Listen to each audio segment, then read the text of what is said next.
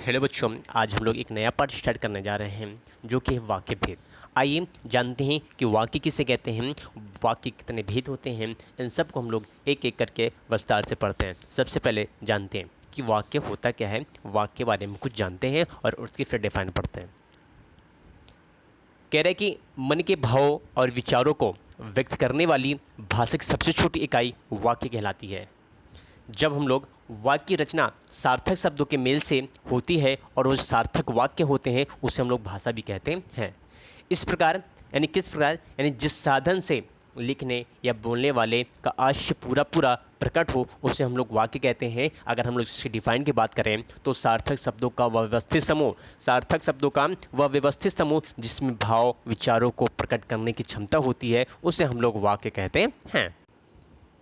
देखो, कह रहा है कि जो वाक्य होते हैं, वाक्य तो अनेक प्रकार के होते हैं, लेकिन इसका एक निर्धारण मुख्य केवल दो प्रकार में ही बांटा गया है। सबसे पहले वाक्य के जो भेद होते हैं उनको एक अर्थ के आधार पर बांटा गया है, दूसरा रचना के आधार पर बांटा गया है।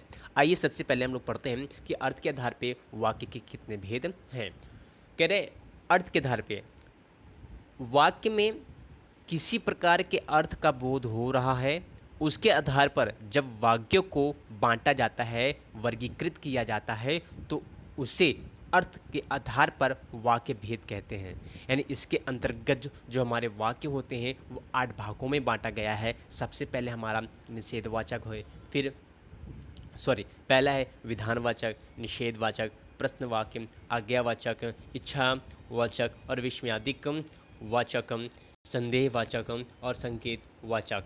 यानी कि ये जो हमारे 8 भेद हैं वो केवल और केवल हमारे अर्थ के आधार पे बांटे गए हैं। हम लोग क्या करेंगे, एक एक करके इन सब की डिफाइन पढ़ेंगे और इनके एग्जाम्पल को समझेंगे। सबसे पहले आता है विधानवाचक वाक्य।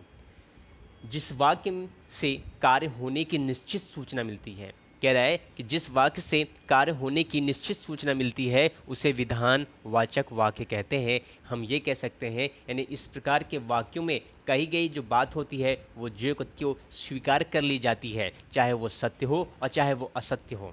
हम लोग इसे दूसरी भाषा में सकारात्मक वाक्य के नाम से भी जानते हैं। जैसे प्रभात प्रतिदिन विद्यालय जाता है, मजदूर ने परिश्रम पूर्वक काम किया, बहुत से अधिकारी ईमानदार होते हैं, 4 दिन से लगातार वर्षा हो रही है। सेकंड भेद हमारा आता है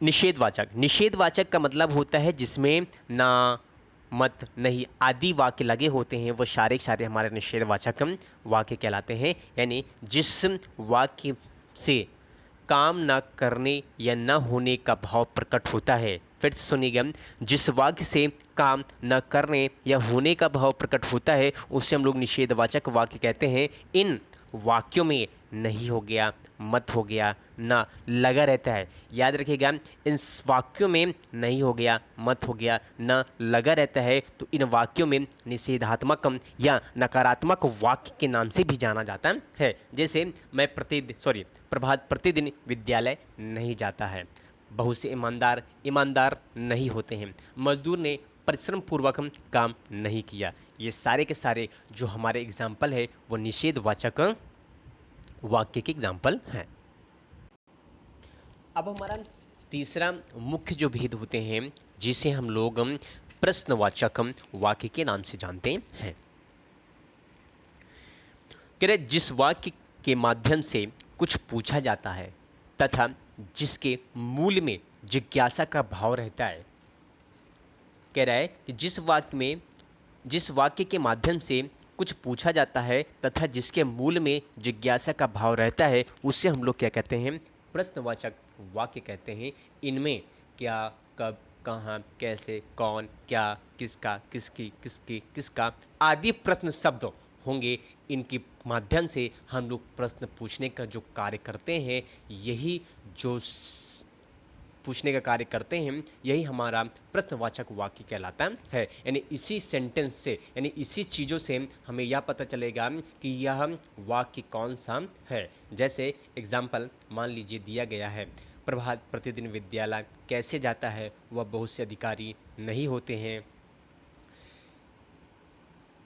4 दिन से लगातार वर्षा कहाँ हो रही है। तो यानी हम जब भी ऐसा प्रश्न करेंगे तो अगला यानी कि जो सुनने श्रोता होगा, जो सुनने वाला श्रोता होगा वह, अरे गुड मॉर्निंग मैम।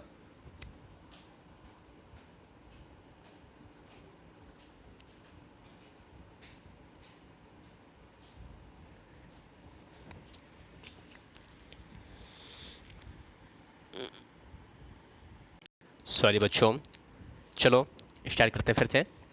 अब आता है जो हमारा चौथा एग्जाम्पल है, जिसे हम लोग आज्ञावाचक वाक्य नाम से जानते हैं। कह रहा है जिस वाक्य में आज्ञा या अनुमति देने अथवा लेने का भाव प्रकट होता है। फिर से सुनिएगा कि जिस वाक्य में आज्ञा या अनुमति देने का अथवा लेने का भाव प्रकट होता है उसे हम लोग आज्ञावाचक कहते हैं। यानी ऐसे वाक्यों में विविध वाचक वाक्य भी कहा जाता है, जैसे प्रभातम, प्रतिदिन विद्यालय जाया करो, ये आज्ञा दे रही हैं कोई।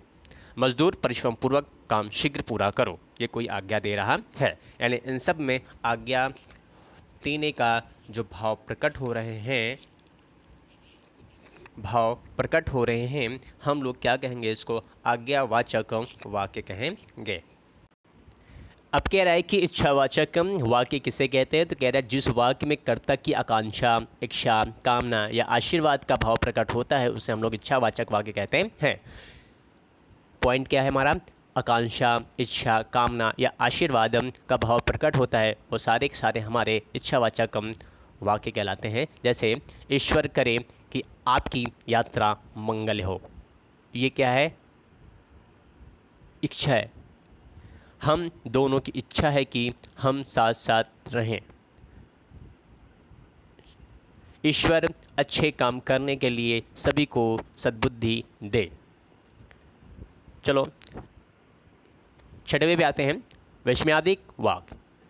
कह रहे कि जिस वाक्य में विस्मय, भय, हर्ष, दुख, शोक, घृणा आदि का भाव प्रकट होता है, किसका, विष यानी भय, हर्ष, दुख, शोक, घृणा आदि का भाव प्रकट होता है, वो सारे के सारे सेंटेंस हम हमारे विस्मयादिकम वाक्य कहलाते हैं। इसका पूरा नाम हम लोग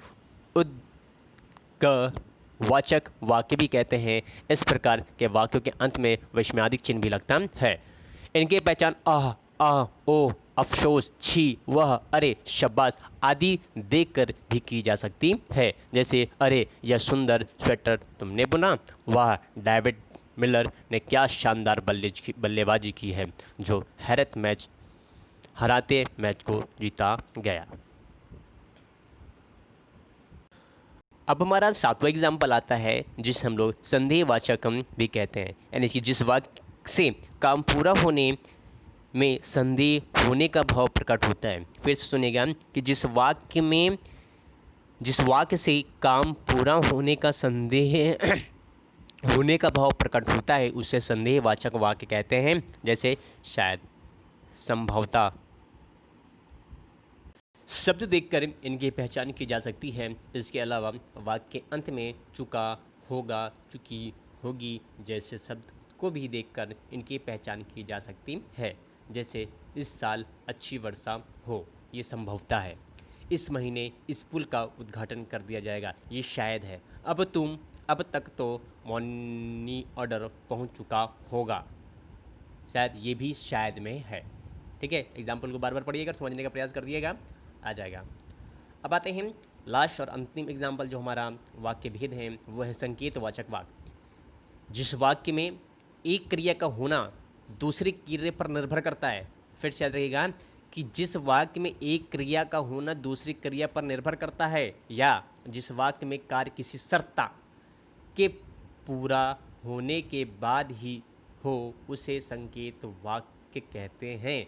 इन वाक्य के शुरू में अगर यदि आदि लगे हो तो जिससे उन्हें आसानी से पहचाना जा सकता है। जैसे यदि पेड़ों को काटने से रोका जाता तो प्रदूषण इतना ना बढ़ता। यदि बाढ़ ना आती तो फसल नष्ट ना होती। ठीक है, यदि पहले से परिश्रम करते तो सफल अवश्य मिलते। यानी इन सब में क्या लगा है, शुरू में अगर और यदि लगा है तो दैट मीन्स ये हमको क्या कर रहा है, संकेत कर रहा है, हमको संकेत कर रहा है, बता रहा है कि भैया तुम अगर ये चीज़ की हो तो ये चीज़ ना होता, ये चीज़ पढ़े होते तो ये चीज़ हो जाता। तो संकेत करने का कार्य कर रहा है।